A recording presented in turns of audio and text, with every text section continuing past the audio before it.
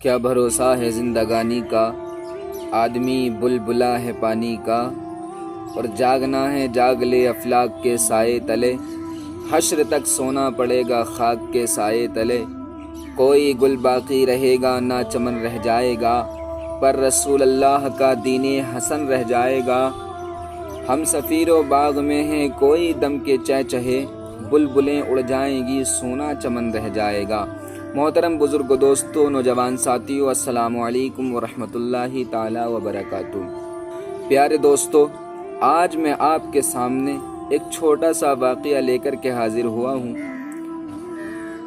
اللہ رب العزت کی بارگاہ میں دعا ہے کہ مولا ہم سب کو اپنی قبر کی تیاری کرنے کی توفیق عطا فرمائے۔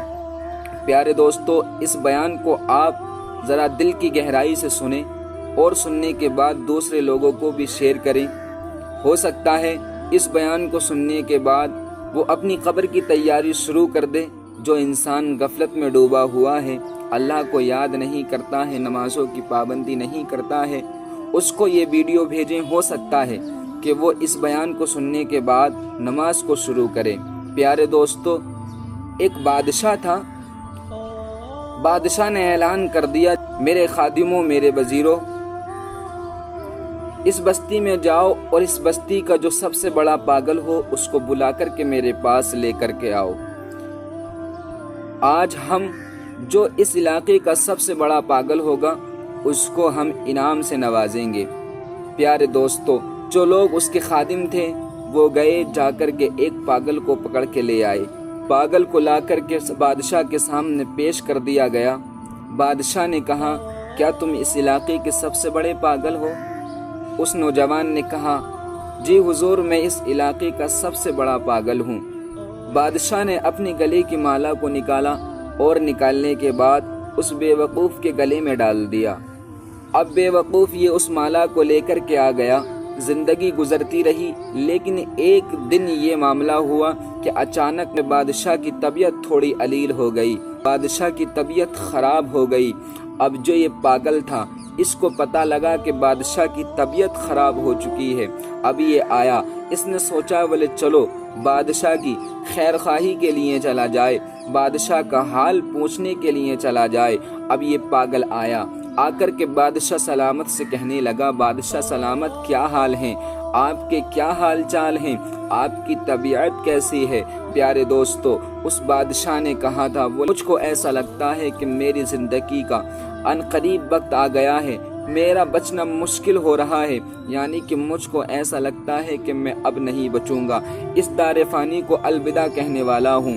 برادران ملت اسلامیہ، اب وہ پاگل تھا، کہنے لگا، بولے کیسی بات کرتے ہیں آپ کہاں جانے کی بات کر رہے ہیں؟ بادشاہ نے کہا، بولے میں اس گھر کو چھوڑ کر کے، اس دنیا کو چھوڑ کر کے قبر میں جانے والا ہوں۔ اس پاگل نے کہا، بولے قبر کیا ہوتی ہے؟ اس بادشاہ نے کہا، بولے ہو سکتا ہے میرا انتقال ہو جائے۔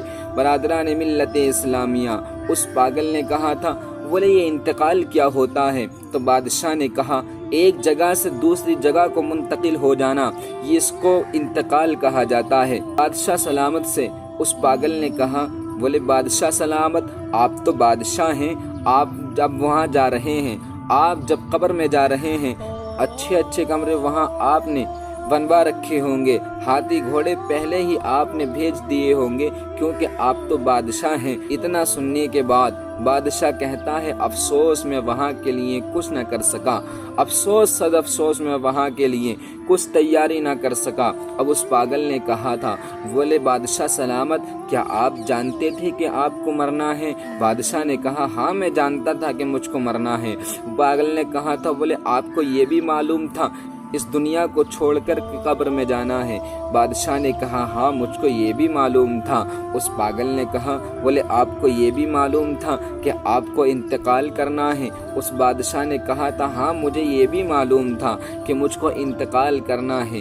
اتنا سننے کے بعد اس پاگل نے اپنے گلے سے مالا کو نکالا، جو مالا بادشاہ نے اس کو عطا کی تھی، اسی مالا کو نکالا اور نکال کر کے بادشاہ کے گلے میں ڈال دیا اور کہنے لگا، بولے بادشاہ سلامت، مجھ سے بڑے پاگل تو آپ ہیں، آپ کو پتا تھا کہ مرنا ہے، آپ کو پتا تھا کہ اس دار فانی کو چھوڑ کر کے قبر کے اندر جانا ہے، آپ کو پتا تھا کہ آپ کو اس دنیا کو چھوڑ کر کے قبر کی کالی کوٹھری میں جانا ہے، آپ وہاں کے لیے کچھ نہ کر سکے، آپ وہاں کے لیے کچھ تیاری نہ کر سکے، تو مجھ سے بڑے پاگل تو آپ ہی ہیں، یہ لو بادشاہ سلامت، آپ کا تحفہ آپ کو مبارک ہو۔ اس سے پہلے کہ ہماری جنازے کی نماز ادا کی جائے، ہم کو چاہیے کہ قبر کی تیاری کریں، اچھے اعمال کریں۔ اللہ کی بارگاہ میں دعا ہے کہ مولا ہم سب کو خشوع اور خضوع کے ساتھ نماز پابندی سے بجماعت کے ساتھ پڑھنے کی توفیق عطا فرمائے۔ السلام علیکم ورحمۃ اللہ تعالی وبرکاتہ۔